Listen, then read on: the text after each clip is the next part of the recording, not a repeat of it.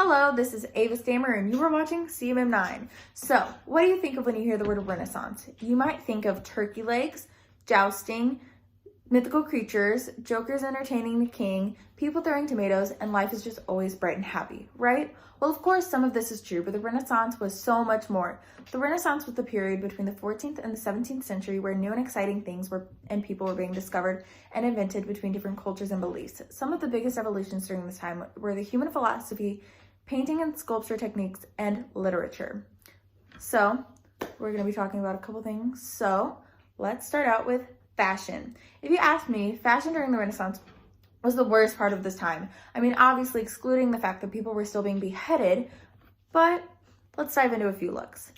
So, for the first one, I honestly do like this one. It's just a lot. I like the color combinations. I think they complement each other nicely. A daring lace pattern around the neckline and cuff sleeves, and to top it off, a beautiful brooch and ribbons. But why did there have to be so many layers? I'll give this one a 7.3 out of 10. Next up, where do I even start with this one? Nothing is good about it. This one is for the macho men out there. Big broad shoulder pads, a fluffy hat, a wannabe superhero cape, and some very tight tights. I mean, come on, even the dog is begging him to change. I'll give this one a negative 4.6 out of 10. And lastly, we have her.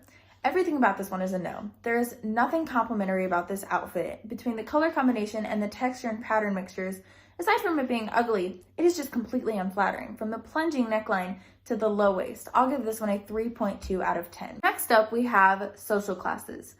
During the Renaissance, people were essentially a part of one of three social classes: clergy, townspeople, or peasants. The smallest population were the clergy. This class of people were the wealthiest, and wealth was often determined by how much valuable art you had.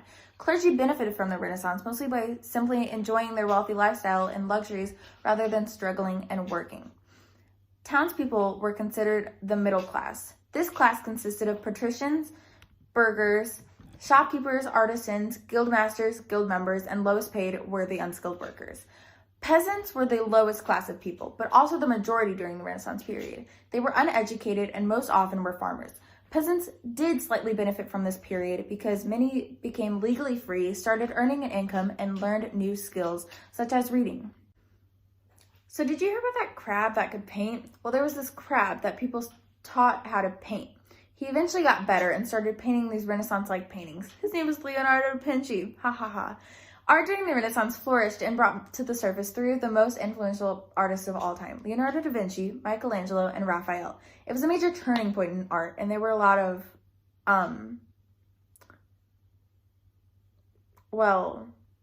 interesting pieces. So let's take a closer look at a few more. First up, we have the Mona Lisa by Da Vinci.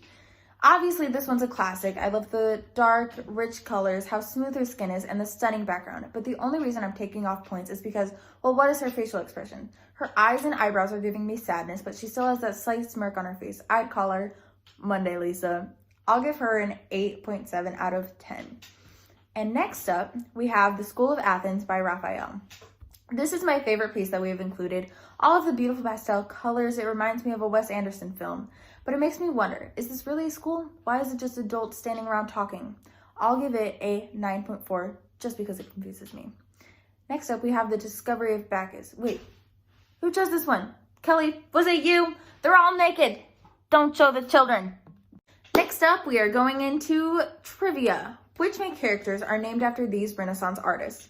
Donatello, Raphael, Leonardo da Vinci, and Michelangelo. Here are your options: Teen Titans Go, awkward science, Teenage Mutant Ninja Turtles, My Little Pony, or Bob's Burgers.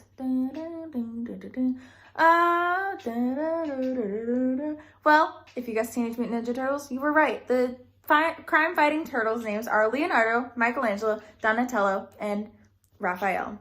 So, the Renaissance. It was a time. And this has been Ava from CMM9. See you all next, folks.